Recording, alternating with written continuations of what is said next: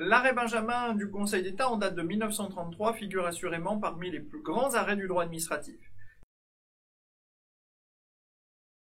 C'est même l'arrêt pilier en matière de police administrative.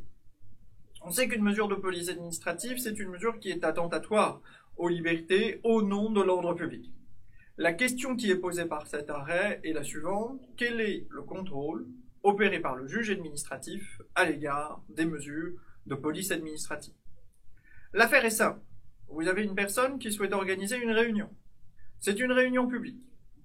C'est une réunion qui, il faut bien le dire, risque de semer le trouble dans la commune. Le maire, qui souhaite éviter le risque d'atteinte à l'ordre public, décide d'interdire la réunion. La personne qui souhaitait organiser la réunion conteste la décision du maire. On voit bien que la question centrale ici, elle est la suivante: est-ce que le contrôle du juge administratif sera un contrôle poussé ou est-ce qu'il sera un contrôle limité? Dans l'arrêt Benjamin, le Conseil d'État nous dit que son contrôle va être un contrôle extrêmement poussé. C'est ce qu'on appelle le contrôle de proportionnalité au sens classique du terme. On dit parfois, c'est l'approche de Bertrand Seyé, un contrôle de légalité extrinsèque. Je reviendrai sur cette expression tout à l'heure. Qu'est-ce que le contrôle du juge administratif en la matière? Le juge administratif contrôle 3 éléments. D'abord, la nécessité de la mesure. Nécessité de la mesure qui s'entend de 2 aspects. Est-ce qu'il y a effectivement un risque d'atteinte à une des composantes de l'ordre public? Je suis très précis. Est-ce qu'il y a un risque d'atteinte à une des composantes de l'ordre public? Ces composantes, c'est quoi? C'est sécurité publique, salubrité publique, tranquillité publique, dignité humaine, moralité publique et, dans une certaine mesure, l'esthétique. J'illustre ceci. Supposons qu'un maire souhaite interdire cette mesure cette réunion, parce qu'il considère que les opinions qui sont développées ici ne lui plaisent pas. C'est un mouvement sectaire. Est-ce qu'il peut le faire? La réponse est non. Pourquoi? Parce que ce n'est pas fondé sur la sécurité, la salubrité, la tranquillité, la moralité, la dignité ou encore l'esthétique. Vous voyez que la question qui se pose, c'est quelle composante de l'ordre public peut être utilisée pour justifier une limitation à notre liberté. Et ces composantes sont limitativement énumérées. Alors bien sûr, on le voit tout de suite, autant certaines composantes sont très claires, sécurité, salubrité, tranquillité, on les appelle pour cette raison les composantes matérielles, autant les 3 autres composantes, moralité, dignité, esthétique, sont des composantes beaucoup plus évanescentes. Qu'est-ce que la moralité publique? Qu'est-ce que la dignité humaine? Qu'est-ce qui est beau? Qu'est-ce qui est moche? Qu'est-ce que l'esthétique? En tout état de cause, la jurisprudence du Conseil d'État, j'aurai l'occasion de parler des arrêts qui ont consacré à la fois la moralité publique, la dignité humaine, mais également l'esthétique, dans une autre vidéo, autant ces concepts apparaissent comme flous, autant la jurisprudence du Conseil d'État s'est évertuée, dans une certaine mesure, à en déterminer le sens. Il faut donc vérifier la nécessité de la mesure, en vérifiant tout d'abord est-ce qu'il y a une atteinte à l'une des composantes de l'ordre public, et en vérifiant également, toujours sur le contrôle de la nécessité, est-ce que la mesure, elle était justifiée par des circonstances locales particulières. En clair, est-ce que dans cette ville, la réunion programmée risquait effectivement de créer une atteinte à l'une de ces composantes? En clair, est-ce qu'il y a des éléments de fait qui permettent de se dire que cette réunion va conduire à des débordements? Vous voyez que la question, elle est simple. La liberté est la règle, la restriction de police est l'exception. Formule traditionnelle rendue dans l'arrêt Baldi en 1917. Le risque, il est le suivant, c'est que un maire qui souhaite interdire une réunion pourra toujours facilement dire « Moi, je pense que si cette réunion a lieu, il risque d'y avoir des débordements. » Et alors, il pourrait aisément interdire la réunion. Là, le contrôle du juge est plus pointilleux. Il va consister à nous dire « Montre-moi qu'il va effectivement y avoir dans ta commune, du fait de cette réunion, des risques de débordement. » On a retrouvé cette affaire en 2015 dans l'arrêt Dieudonné 2, que on l'appelle souvent ainsi, dans une ordonnance de Dieudonné 2, où l'on avait une petite commune qui souhaitait interdire un spectacle de Dieudonné. Et il dit, voilà, il y a eu les attentats de Charlie Hebdo, etc. Et moi je dis, il va y avoir des problèmes d'atteinte à la sécurité. Ce que dit le Conseil d'État, il nous dit, il n'est pas établi, il n'y a pas de menace particulière, qu'il y aurait des débordements, et donc la mesure n'est pas nécessaire. Le premier élément du contrôle, c'est donc le contrôle de la nécessité, qui consiste à voir est-ce qu'une des composantes de l'ordre public est bien mise en jeu, mais également est-ce qu'il existe des circonstances locales particulières. Je précise que, toutefois, cette condition des circonstances locales particulières n'est pas requise lorsqu'il est fait état d'une atteinte à la dignité humaine.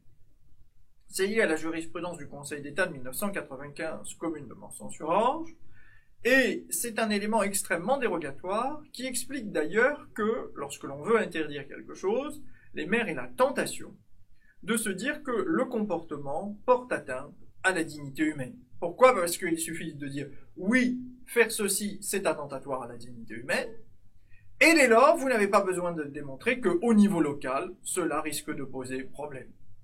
Parce que c'est attentatoire à la dignité humaine, on peut nécessairement interdire. Le deuxième élément, c'est est-ce que la mesure est adaptée. C'est aussi ce que l'on appelle le contrôle de l'adéquation. En clair, est-ce que la mesure qui a été prise, mettons par exemple l'interdiction, permettrait d'éviter le trouble. Alors évidemment, interdire une réunion publique, qui risquait de conduire à des débordements, aura pour effet mécanique de faire cesser le risque d'atteinte. Elle est forcément adaptée ici. Mais on peut imaginer des mesures qui ne soient pas adaptées. Imaginons par exemple que le maire qui se plaint qu'il y ait trop de bruit dans sa commune va décider d'abaisser les limitations de vitesse à 10 km/h pour que les voitures fassent peu de bruit. Vous voyez bien qu'en soi, il n'y a pas nécessairement une adaptation entre la vitesse, ici, et le bruit. D'autres mesures moins attentatoires aux libertés sont envisageables, sous réserve qu'il y ait effectivement une problématique de bruit, comme par exemple d'imposer des horaires de circulation pour les poids lourds sur certains axes, tout en permettant la traversée, etc. etc. Bon. Est-ce que la mesure est nécessaire ? Est-ce que la mesure elle est adéquate ? Enfin, troisième élément, est-ce que la mesure elle est proportionnelle ? Le contrôle de proportionnalité stricto sensu consiste à se demander si une mesure moins attentatoire aux libertés que la mesure d'interdiction, par exemple, n'aurait pas pu être envisagée. Exemple, dans mon hypothèse, oui, bien sûr, la tenue de cette réunion risque de conduire à des débordements, mais la question qui va se poser sera alors la suivante. Est-ce que, finalement, on n'aurait pas pu prévoir un dispositif policier qui permette d'encadrer la réunion et qui permette à ceux qui souhaitent y assister eh bien, d'assister à cette réunion et qui préviennent d'atteinte à la sécurité publique. En somme, si l'arrêt Benjamin de 1933 est fondamental, c'est parce qu'il initie le contrôle de légalité sur les mesures de police administrative, mais également parce qu'il préfigure un contrôle qui est très protecteur de nos libertés. Cette problématique a été remise en cause en 2014 à l'occasion de l'affaire Dieudonné 1, Dieudonné Mbala Mbala, contre les éditions La Plume, où Dieudonné souhaitait tenir un spectacle. Et ce spectacle était intitulé le spectacle Le Mur. Le Conseil d'État a considéré que les propos qui étaient tenus dans ce spectacle étaient attentatoires à la dignité humaine, ce qui a permis l'interdiction du spectacle. L'affaire a été vertement critiquée par la doctrine, au motif notamment qu'il s'agissait là à la fois d'une conception renouvelée de la moralité de la dignité humaine, puisqu'on considère que des propos peuvent porter atteinte à la dignité humaine, et aussi parce qu'on a eu l'impression que le contrôle du juge était finalement plus restreint. En réalité, il n'en est rien, comme le confirme l'affaire Dieudonné 2. Dans l'affaire Dieudonné 1, ce qui se passe, c'est que les propos étaient enregistrés dans le spectacle dont le transcript avait été déposé auprès de la SACEM, la Société des auteurs-compositeurs-interprètes. Et on était donc sûr que des propos de nature antisémite allaient être tenus durant ce spectacle.